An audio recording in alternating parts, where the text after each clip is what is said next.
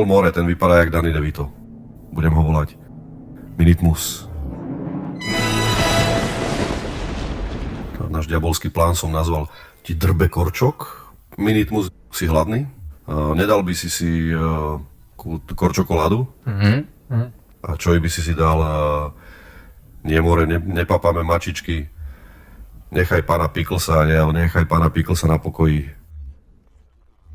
Takže ako vieš, podporili sme Peleho a ten vyhral. Takže našu moc teraz musíme využiť aj v eurovoľbách. To nebude také jednoduché. Liptardi sú na eurovoľby v presile. Nie. Žiadne zbrane, pán Minitmus. Nám stačia slova.